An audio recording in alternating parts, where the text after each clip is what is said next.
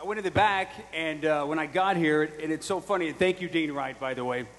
I went in the back, and it's so funny because all the students back there, you know, all the students in the back are like, oh my God, it feels so good. I did a graduation. But then you go out in the front, and you see all the dads hugging each other, and they're like, oh God, oh God. Yeah, give me a hug. That last tuition payment. Oh, let's just hug each other. Because I could just imagine the dad writing that last tuition payment. Dads, am I right or not? Your hand's shaking. You're so happy, a tear maybe coming down your eye. And it's so funny because you see some of the dads here tonight, and you know, they got that smile on their face. It's almost pained, like a pained expression. They're happy, but, you know, it's a lot, right? Tuition, the payment. So I always felt sorry for those dads 2 months after graduation. They're starting to get their smile back, and they're starting to smell the flowers, and life is normal again. And then their daughter says, I'm engaged. Or their son says, I want to go to graduate school. And there's that frown again. But once again, it's exciting to be here tonight. Family, friends, graduates, faculty, everyone that's here, the relatives, and class of 2012. Thank you so much for allowing me to be here tonight. And I'm excited. My family was going to be here tonight, but my wife and my 4 daughters, I thought, that's 5 flights. So either they can come tonight, or I can donate that money to UTA. So they're back home in Florida tonight. Well, when I was asked almost 3 months ago to be the commencement speaker tonight, I thought, I'm going to prepare the way I prepared for tests when I went here to UTA. So this morning, as I began my preparation, one thing I wanted to do, I thought, you know, I wanted to put something in my speech tonight that no other speaker has done before. So I went to the Modern Languages department, and I spoke with the chair, Dr. Tony Soul, and I said, listen, here's the length of my speech. I want to do something unique tonight. If there's a student out there that is from Uzbekistan and their family's here tonight, I want to be able to say hello and welcome them in Farsi. And she said, Joe, I looked at your transcript when you went here to UTA. You could barely master English, much less Farsi. Get out of my office before I call security. So I left. So then I found myself in the Theater Arts building speaking with the chair, Kim LaFontaine, and I said, Kim, I'm in a pinch here. I'm doing this commencement speech. I need to come up with something dramatic, just in case I lose the audience like I'm doing now. Give me some drama. Give me something. Should I come out in a leotard? What is it that you guys do in drama that's impactful? And he said, you know what you ought to do? You ought to cry. That's dramatic. And I said, wait a second, I can do that. I have 4 daughters, a wife, that's 5 females. That's a lot of estrogen, isn't it? A lot of pink in our house. Sometimes my mother-in-law visits with her female poodle. I've watched Nicholas Sparks movies before. I've cut up onions before. I know how to cry. So you may get a tear tonight. And then I left there and I walked into the philosophy department and I met Dr. Ken Williford. Anybody know him? He's an exciting guy. And I said, Dr. Ken, I want to leave a philosophical charge on these students. Something that they'll remember in my commencement speech. What do you have for me? And he said, real quietly, the purpose of life is a life of purpose. And I said, huh? And over the years I spent in school, I heard this same phrase. And maybe you're used to the same phrase. Maybe you heard worse, but I was constantly hearing from employers, from family, from friends. And they said this right here. They said, why are you working so hard just for a piece of paper? Has anyone ever heard that? Or maybe you heard this one. Why are you working so hard? Do you know what the job market is right now? I know some of you have heard that. This is my favorite, though, faculty. You'll love this. Why are you wasting your time? Degrees are useless. Don't you watch the TV news? TV anchors are always right. No, we're not. So one thing I did was I kept a running tally of who told me things like that, because one day I realized not one person who told me that type of stuff had a degree. Now, can you be happy without a degree and be successful? Of course you can. But obviously, this is one of those goals that you achieve, one of those accomplishments that takes a little bit more time to achieve, and it can motivate you to do bigger and better things, right? That's why I've never heard anyone with a degree say anything like that, because they know what it takes to do what you've done, right? That's exactly right. And when I hear people say, oh, it's just a piece of paper, I always consider the long and the tough journey, not only that I took, but that you took with pride to earn that piece of paper. Now, some of you, it may have taken longer than 4 years to finish your degree. Some of you, maybe you lost your job during the last 4 years. Some of you, maybe you had 3 or 4 jobs while you were finishing your degree. Some of you may have gotten engaged, or maybe you got married during the 4 years. Maybe you got divorced. Maybe some of you disagreed with someone up here on stage, and you got mad at one point at a professor. And maybe tonight you're still mad. And maybe you need to get over it. Right now, seriously. Some of you may have changed your degree during the past 4 years. And as you sit here tonight, you're probably still wondering, aren't you? You are. Some of you may have dropped out during the last 4 years, and maybe you started again. Maybe some of you failed the course. You had to retake it. Some of you may have made it here tonight with full-blown dyslexia and maybe full-blown ADHD. Some of you may have barely passed with a 2-point GPA. Some of you had one of these during the last 4 years. Don't act like you don't know what this is. It's 5-hour energy. Some of you had more than one.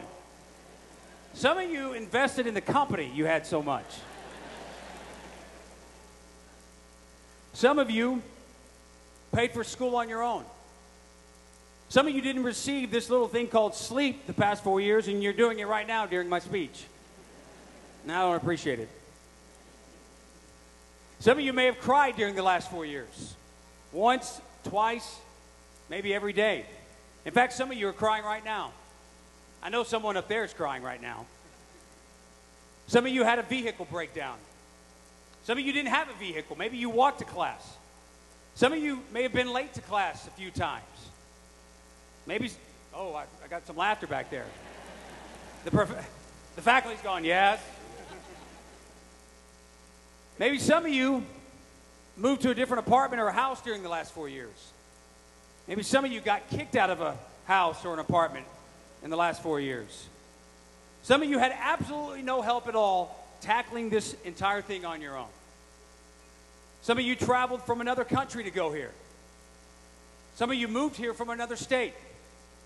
Some of you did what I did several times and either received a speeding ticket or a parking ticket or both a lot each day every semester. Some of you returned books and got exactly what you paid for the book. Okay. I'm totally kidding on that one. I just wanted to see if you were paying attention. We know that doesn't happen. Some of you showed up to class without a Scantron. Some of you commuted. Some of you lived on campus. Some of you have an outstanding fee that hasn't been paid yet. So you may want to take care of that tonight. I got a list right here. Come forward. Some of you spent too much time here at College Park Center. In fact, you know the names, the roster of the men's basketball team, the women's basketball team, the volleyball team, but you will not know the name of your department chair when they shake your hand here in 10 minutes, right? Now, considering all that you've gone through, I would say without a shadow of a doubt that you have all earned that wonderful, very crisp, and very nice-looking piece of paper that's going to hang on your wall. It's what I like to call the educational golden ticket. attained with perseverance, patience, hard work, and diligence. In fact, your golden ticket will open doors and get you into places that will assist you in the launching of your dreams. Now, if for some reason your dream changes, maybe your goals change here in 2 weeks, or 10 weeks, or 10 years. That's okay. It might happen. But don't be afraid to reinvent yourself. Of course, it's no secret, though, that some of you, along the way, are going to get laughed at. You're going to be humiliated. You're going to be made fun of about your dreams, maybe disliked about your ideas. We're not even talking about friends and family. We're talking about people you haven't even met yet. And I could stand up here tonight and talk about so many people who have failed and give you example after example about famous people and maybe not so famous people that have followed their dreams, but the road to success was harder than they expected, paved with things like harsh criticism, failure, rejection. I can do that, but instead, I want to give you a little glimpse of the road I've traveled to get here tonight. Maybe some examples from a fellow maverick, someone you now have something in common with. To use this not only as a motivator to your path, but as an encouragement to whatever it is you end up doing tonight. And the perfect example of this would be a letter I received back in 2004 from a literary agent. Now, if you don't know anything about literary agents, what they do is you give them a proposal, 12 to 15 pages. You have an idea for a book. You mail it to them. They look over it and say, yay or nay. If they say yay, they're going to give that book to a publishing house, and they're going to try to sell your work. So I sent out 100 proposals. I got 40 rejections back. And I want to read one of those rejections to you tonight. It came from an agent in Atlanta. It was 2 pages. He could have said, yes, I'm not interested. It was 2 pages with red ink. Mr. Gumm, I received a copy of your proposal. I fully regret the time I spent reading it because I'll no longer be able to get that time back. Why are you laughing, man? This is supposed to be a rejection letter. To say I hated the idea of your book would be an understatement. I disliked it so much, I spent half the day informing other agents if they received the same proposal not to waste their time even opening up the envelope. If your book ever gets published in our industry, you have my promise that I'll quit the business and never return. It's ideas like yours from wannabe writers that make my job a living hell. The structure of your proposal was so bad, I honestly thought one of my fellow agents was playing a joke on me, acting as if a child had written it. I'm not exactly sure what it is you do for a living. Obviously, it's not writing, but please do not consider becoming a full-time writer. You will fail and you will be broke. That means if I were to become your agent, I would also be broke. 325,000 people become authors every year. I am pleading with you not to add to the list of the 320,000 that should not be on that list. Think these comments are harsh? Just imagine how harsh they would be if you ever actually got published. And then he added, good luck. Well, suffice it to say, I didn't sign with that agent. However, 2 days later, I did sign with an agent out of Chicago. And 2 months later, she received a contract from a publishing company in Chicago, a major publishing house, and I signed a 3-book deal. And I would like to say that she is still my agent. That was back in 2004. And I'd like to add to that she is not broke. Now, years later, when I was looking for a national network for a travel show that I created called Traveling with the Tribe, where my wife and my 4 daughters, we traveled around highlighting vacation spots and day trips for families. So a director friend of mine said, listen, I want to suggest that you send your idea to one last network, because at that point, I had been rejected almost 20 times by different networks. So I did. I sent it to one last place. I got a demo package together. I put the greatest demo package together for this network. And you have to understand, you had to know someone who knew someone who knew someone to get it even the front door for consideration. So I sent it because I knew someone. And I received this letter 3 weeks later. Mr. Gumm, thank you for submitting your project entitled Traveling with the Tribe. Our development department has reviewed the materials that you sent and decided not to pursue your project. Our decision is not a criticism of your work or a judgment of its marketability.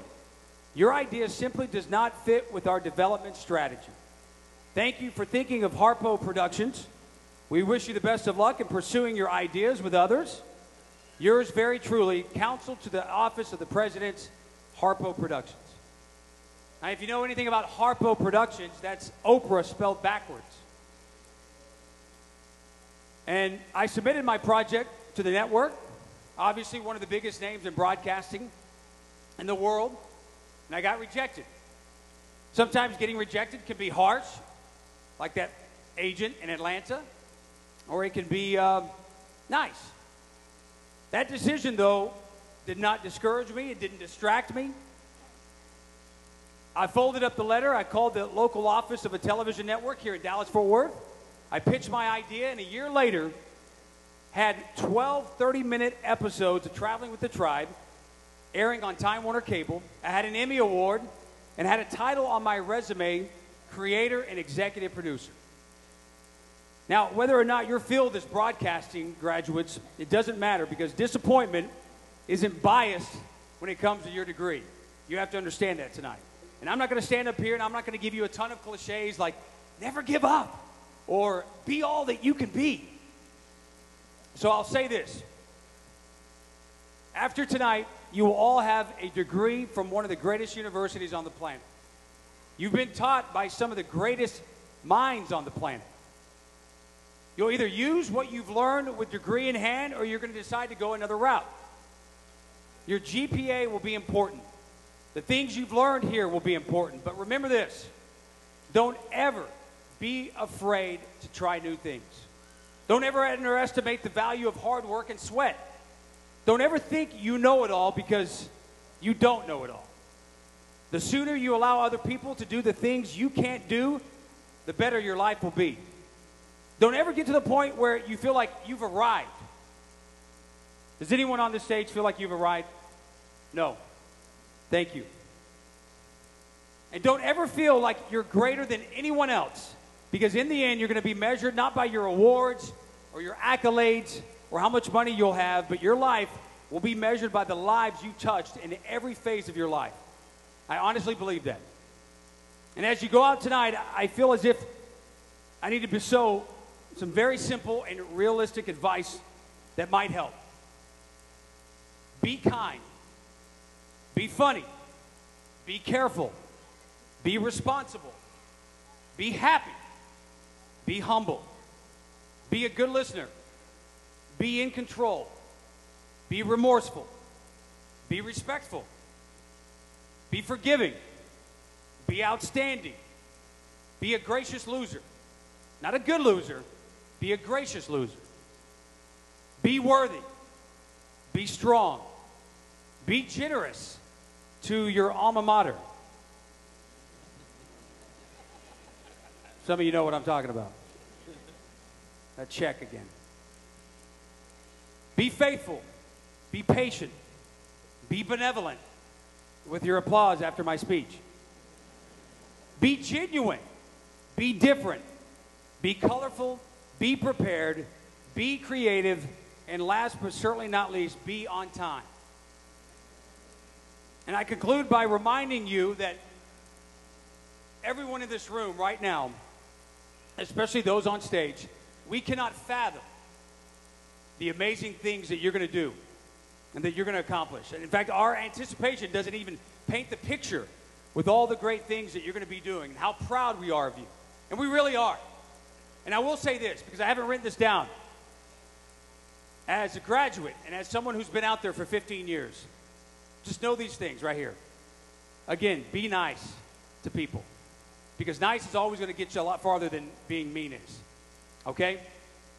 And when you talk to someone, look them in the eye, shake their hand, give them a hug, because that's really it. In the end, that's all you have, is your personality. And I know this was a speech, and I had to write some words down because I was invited to be here tonight, but seriously, in the end, be nice. Don't be cocky. Be confident. Because when I won that Emmy Award, I thought, well, I got to get back to work. Because like I said, it doesn't end there. You keep working hard and keep doing what you're doing. This has been an honor to be here tonight. I mean, it really has. This is one of the coolest things. I don't brag a lot on Facebook, but I bragged all week. I said, I'm going to be at UTA giving the commencement speech tonight. So once again, thank you so much for allowing me to be here tonight. Thank you, family. Thank you, friends, moms, and dads. This is a great moment, and I appreciate the fact that you shared it with me. So God bless you, God love you, and God bless the University of Texas at Arlington. Good night.